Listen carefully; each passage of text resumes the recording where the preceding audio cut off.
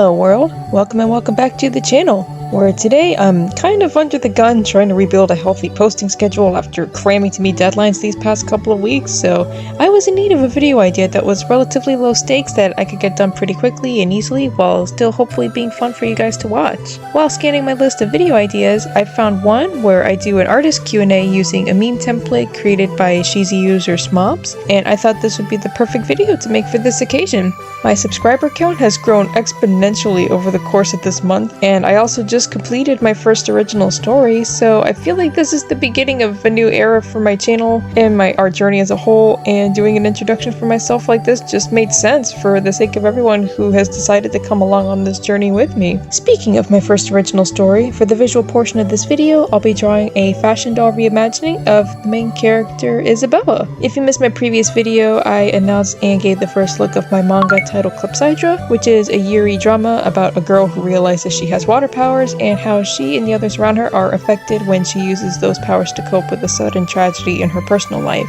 Alright, now let's start! So the first item on this list of oddly specific artist questions is, are programs you have but don't use? I don't really have any programs that I don't use. The closest that comes to mind is speedpaint, but I recently installed it again so I can do some screen tone tests on my tablet because I am so tired of subscription models, so I've just been avoiding Clip Studio Paint on my iPad like the plague because of that. Is it easier to draw someone facing left, right, or forward? 100% facing left. Like, if I'm drawing digitally, I'll even go so far as to flip my canvas horizontally just so I can be able to draw them so that they're facing left, even if in the actual piece that I'm drawing they're supposed to be facing right, because it's so hard for me to naturally draw them looking to the right. And I think this might have to do with the curvature of the face aligning with the pivot point of my wrist, so I'd be interested to know if any left-handed artists have an easier time drawing characters facing the right, or if I'm just incredibly weird. What ideas come from when you were little? So when I was little, I was less interested in drawing, but more interested in writing. I have a plethora of different story drafts and novel ideas that I wrote down that I still have from when I was a kid. The current surviving story that I wrote from when I was a kid is Supernatural Spies, which I started writing in late 2008, so I would have been 11 years old. And it's gone through many different drafts and iterations over the years, but it's definitely the story that's lived the longest with me, and honestly, that's like the top of my bucket list. If I can get that story cleaned up and published from beginning to end, that will just be life goal achieved. Favorite character or subject that's a pain to draw? Line art and hands. So I know the popular artist stereotype that exists is that younger artists, when they're first starting out, always position the character so that their hands are covered up behind their backs or something because they don't want to draw hands, but I don't really see that very much when I'm looking at my earliest artwork. I wasn't actively avoiding drawing hands or anything like that. I guess I was just too overconfident in my ability to draw hands back then, but yeah, it's still something that I enjoy drawing. And line art as well, that's something that I didn't start to fully appreciate until after I got a screen tablet, and I think it's a very relaxing part of the art process for me. As for characters, I can't really think of any characters that I enjoy drawing that are a pain for other people to draw. Estimate how much of your art you post online versus the art you keep for yourself. Almost all of the art that I create ends up getting posted online. Like, if there's something that I spent a lot of time working on and I put a lot of effort in and I'm really proud of how it turned out, then I want other people to see it, you know? I should probably get into the habit of creating artwork or comics that are just for me privately, but I haven't reached that level yet. Anything that might inspire you subconsciously. So I do have a story about this from an interaction with a friend of mine from a couple of years ago, where I was telling them about this project that I was working on and sharing some character development ideas that I had for the main protagonist. And because the main protagonist in question was a girl, they kind of remarked about how common it was for me to write strong female characters, which kind of took me by surprise because that's never something that I intentionally try try to do. But thinking about it a little more, it kind of does make sense because I didn't have any positive male role models growing up, so I guess the only other alternative was to write strong female characters. Even though, like I said, this wasn't part of any kind of agenda or anything, it just happened naturally. I can pinpoint some other areas in my life where personal traumas have permanently affected my gray matter and how I interact with fiction as a whole, but I'm not going to go into detail in that here for obvious reasons. A medium of art you don't work in, but appreciate? I really appreciate painting, like watercolor painting or gouache painting. Like, even though I don't have the patience for it, even if I do have the supplies for it, it's not something that I'm interested in doing necessarily, but there's just something so mesmerizing and therapeutic watching other people's progress when they're painting. There are other art mediums that I don't work in, but it's not because I don't want to, I just haven't got the chance to learn how to do it yet. So things like crochet, sculpting from clay, that's another thing that I want to learn how to do, 3D modeling, sewing, those are all things that I really want to learn how to do but haven't yet. But as far as art that I don't work in and don't have a desire to learn how to work in, I would probably say painting. What's an old project idea that you've lost interest in? Oh, this is gonna be painful for me to talk about.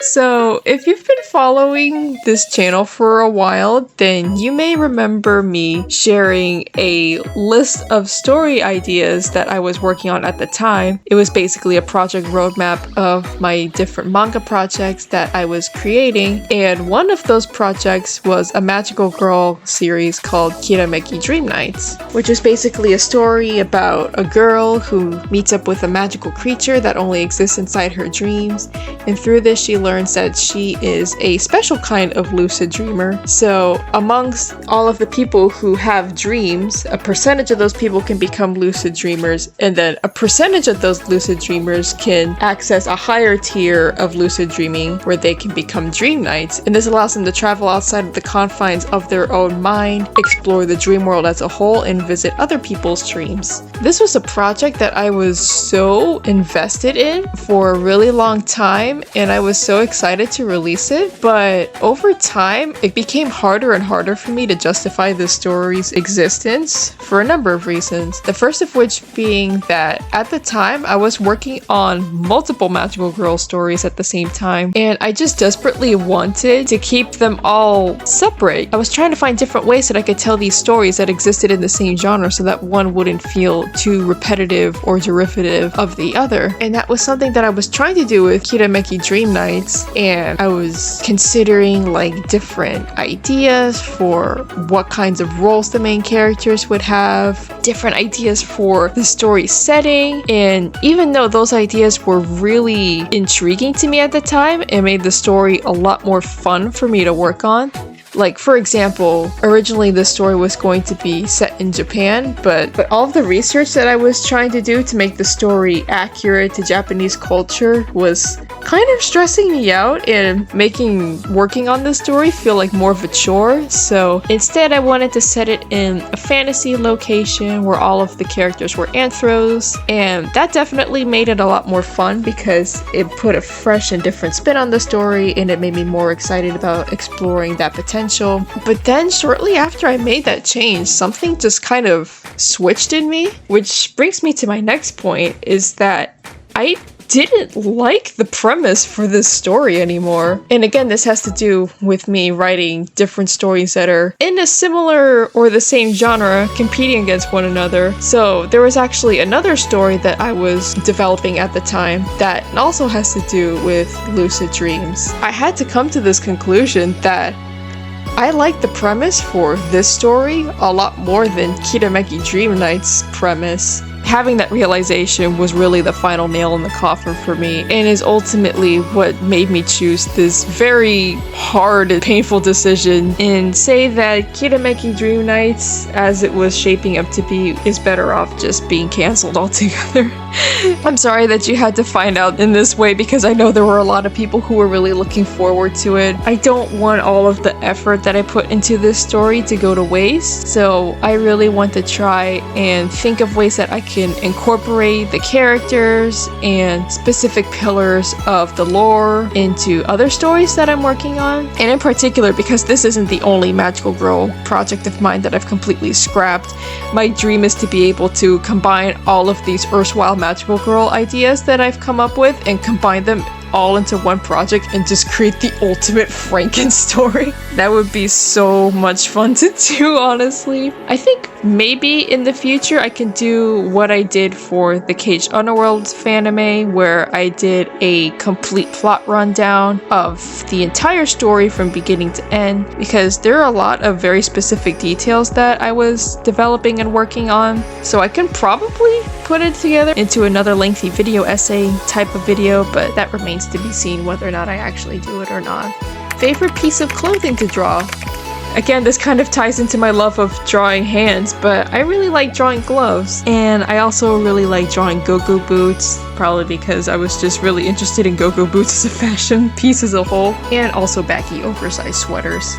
Do you listen to anything while drawing? If so, what? Yes, I do listen to stuff while drawing, although it kind of depends. Like, I don't really have a specific type of music or media that I listen to while drawing. It could be anything from playlists to listening to the same song on Spotify on loop, or podcasts, or documentaries, or draw and talk videos, or anything like that. In recent years, I found that I tend to be more productive if what I'm listening to while drawing isn't music, because if it's music, then I tend to get really distracted. So I'm kind of better off listening to just podcast style videos or documentaries.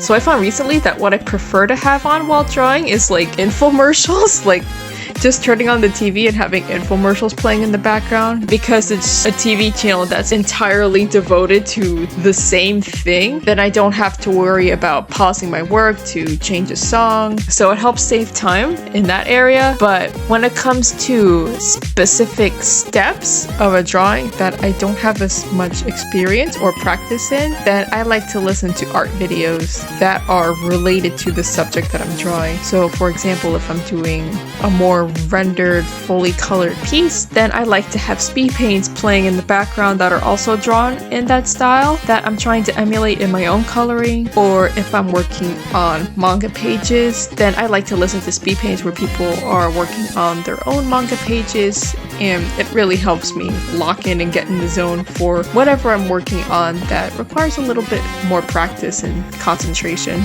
Easiest part of the body to draw. I would say probably the eyes, also noses. I know I talked a lot about how much I like drawing hands, but it doesn't mean that I don't struggle with them, so I don't think I can include them here. A creator who you admire but whose work isn't your thing. The first example that comes to mind is the character designer for Panty and Stocking. Also Junko Mizuno. I didn't even have to think about those two. Any favorite motifs? Well, anybody who's been on my YouTube channel for longer than 2 seconds has probably been able to pick up on the fact that I'm a sucker for galaxy and old web aesthetics. But other than that, there are a lot of different motifs that I like and different aesthetics that really draw me in. But I think the biggest ones for me just have to be ocean, food combinations, animal combinations, galaxies, and old web retro aesthetic. Where do you draw? 99% of the time, I'm drawing at my desk. Although there are times, usually if I'm not feeling well, where I'll draw from my bed using my iPad as long as it's plugged into a battery outlet. My ultimate dream is to be able to get one of those 2-in-1 laptops so I can still draw portably on Clip Studio Paint and have it set as my second device. So I can have the best of both worlds, drawing in the program that I'm the most comfortable using while also having maximum portability. I really want to make this happen someday. That would just be the dream. Something you are good at but don't really have fun doing. I don't know if it's because I'm always having time pressure when I do this step, but I don't really like video editing very much. Like, there are times when it's fun, but most of the time it's just kind of a chore to do. Do you eat or drink when drawing? If so, what? No, I don't like having any kind of food or drink with me while I'm drawing. Mostly just for sanitation and not wanting any food particles getting on my tablet or anything. But even if I'm just drinking water from my thermos, I'm always terrified that something will happen that'll knock my thermos over and it'll land on my tablet and completely break the screen into a million pieces. Favorite inanimate objects to draw, for example, food or nature. This kind of goes back into what I was talking about before with things that I enjoy drawing that other people don't like drawing, but probably backgrounds. Mostly because I have thousands of pictures that I have saved of different backgrounds. Like if I'm going out for a walk and I see some architecture that looks really cool and I take a picture of it in the hopes of using it in a future illustration or a comic or whatever. When I was working on my manga earlier this year, it felt so good for me to be able to finally dive into my folder of pictures that I took of different backgrounds and finally being able to use them in the comic itself. That was just so incredibly satisfying. Something everyone else finds hard to draw but you enjoy. I kind of like drawing hair. I don't think I'm very good at it, but I know that some people find hair to be hard to draw. Here's a fun one. Art style's nothing like your own, but you like anyways. Probably Maxfield Parrish, Caravaggio, and to that extent, chiaroscuro artwork in general. Felix Colgrave. Also, the character designs for Leica Studio movies are really high up on that list as well. What physical exercises do you do before drawing, if any? I don't do any physical exercises before drawing, and I should probably fix that. Like normally I just jump straight in without doing any stretches or warm-up sketches or things like that. I guess I'm just so eager to get into drawing what it is that I have in mind to draw that I just forget any other steps beforehand, but I need to get into the habit of doing proper prep work because in the 1 or 2 times that I remember to do something to that effect, it actually does make a difference.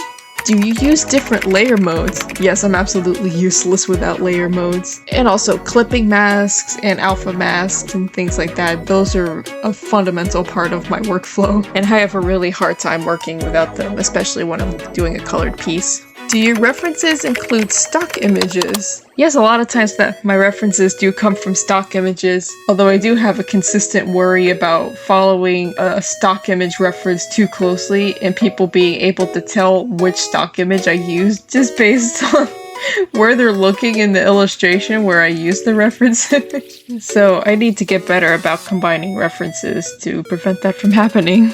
Something your art has been compared to that you were not inspired by.